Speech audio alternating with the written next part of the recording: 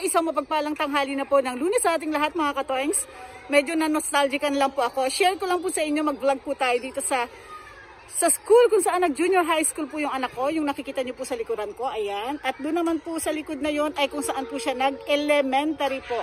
Nostalgic lang po. So, lunchtime po kasi, after lunch ng mga bata, kaya yan, may mga narinig po kayo. So, share ko lang po sa inyo mga katoings, nawa ay magustuhan niyo po itong aking short vlog about po sa autumn feels na rin po dito sa school kung saan nag-aral po yung anak ko. O, di po ba? Nostalgic po mga katoings. Hope you like it and see you in the next clip po. Salamat po sa mga kapanood. Ayan. Autumn na naman po mga katoings.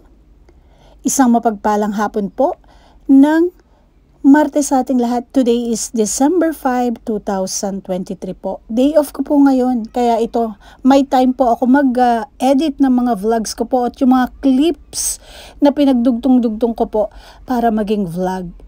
Kaya sana samahan niyo po ako at alam ko po na may mga napapanood na po kayo.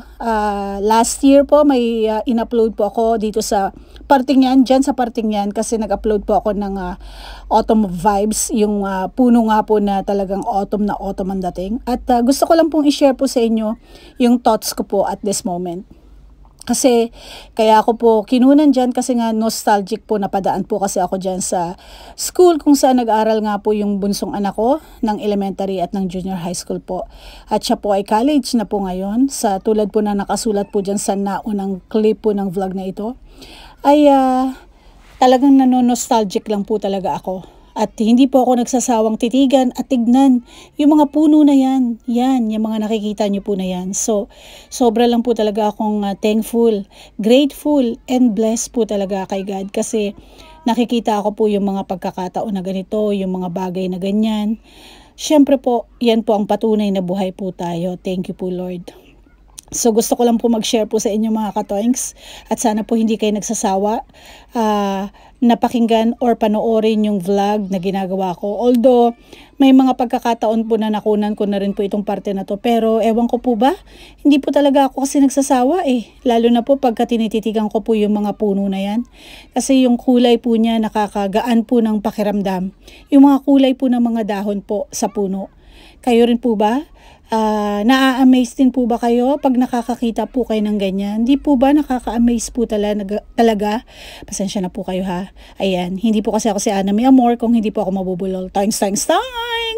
So anyways mga katoings, di po ba nakaka-amaze po? Titigan niyo po yan. Kahit ilang beses ko pong kunan yan, talaga naman pong sobra akong na-amaze. Thank you Lord! So ayan, salamat po talaga Panginoon sa mga pagkakataon na to.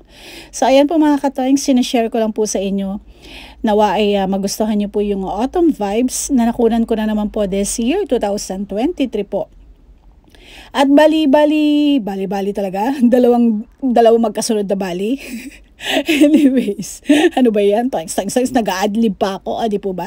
Ganun po talaga, kapag walang script, talagang natural, lahat ng lumalabas po sa bibig. Yun po yung tunay, ika nga, organic. Thanks. So anyways, mga katoings, ito naman po ay sa harapan po yan ng bangko kung saan po ako nagpupunta palagi. O di po ba, nasa paso lang po yan, pero ang gaganda. Grabe. Kaya hindi ko po pinapalagpas, lagi ko pong kinukunan. Tignan niyo po ito, para po siyang cauliflowers. Cauliflower, but I mean yung gulay, yung kanina. So ayan, tignan niyo po yung magkakaibang kulay ng bulaklak. Sa mga mahilig po dyan sa bulaklak, shoutout po sa inyong lahat at para po sa inyong lahat yan. At sana ay nagustuhan niyo po yung aking nakunan. Mga nakunan po. O di po ba? Kahit hindi po ako mahilig sa bulaklak, pero pag nakakakita po ako, tulad po ng sinasabi ko, nagagandahan po talaga ako. Saka ito po, naalala niyo po itong puno na to? 4 po o 5 yata ang kulay ng dahon. Kulay ng dahon po sa puno na yan. Medyo hindi pa po masyado, kaya ayan, kinunan ko na rin po siya.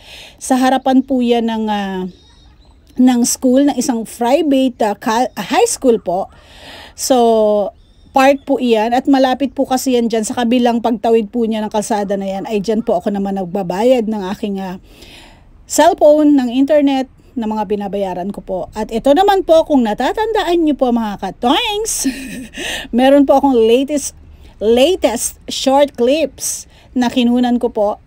What I mean, yung latest short ko po na first time na sumayaw-sayaw ako, toys. Yung trending na mga TikTok na sayaw, o di po ba? Napapa-adlib pa tayo. So, dyan po yan sa lugar na yan. At yan na po ay kinabukasan na po yan. November 28 na po yan. Sana po nagustuhan niyo po itong aking short vlog. Sana po hindi kayo magsawang manood. At ito naman po, ang huli na to ay sa chapel po yan, sa simbahan para lang po yan sa mga kinakasal. Sana nagustuhan niyo po itong vlog po natin this year, autumn po. Maraming salamat sa lahat ng mga nanood. Don't forget to subscribe and like na rin po. Mwah!